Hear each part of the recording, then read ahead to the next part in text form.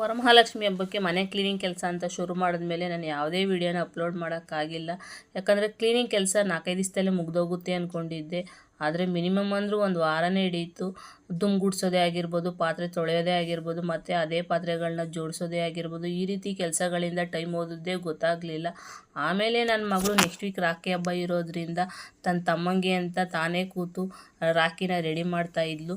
ಅವಳು ಥ್ರೆಡ್ಡಲ್ಲಿ ಈ ರೀತಿ ಮಣಿಗಳೆಲ್ಲ ಪೋಣಿಸಿ ಫೋಟೋ ಎಲ್ಲ ಹಾಕಿ ಹೊಸ ಡಿಸೈನಲ್ಲಿ ರಾಖಿನ ರೆಡಿ ಮಾಡಿದ್ಲು. ಮಕ್ಕಳು ಈ ರೀತಿ ಕೆಲಸಗಳನ್ನ ಮಾಡಿದಾಗ ನಾವು ಪ್ರೋತ್ಸಾಹ ಕೊಟ್ಟರೆ ಅವ್ರಿಗೆ ಇನ್ನೂ ಏನಾದರೂ ಮಾಡಬೇಕು ಅಂತ ಅನಿಸುತ್ತೆ.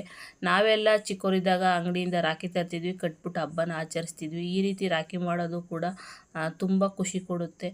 ಆಮೇಲೆ ನನ್ನ ಮಗ ತನಗೆ ಮತ್ತು ಅಕ್ಕಂದ್ರಿಗೆ ಅಂತ ಅಂದ್ಬಿಟ್ಟು ಮ್ಯಾಗಿನ ಮಾಡ್ತಾಯಿದ್ದ.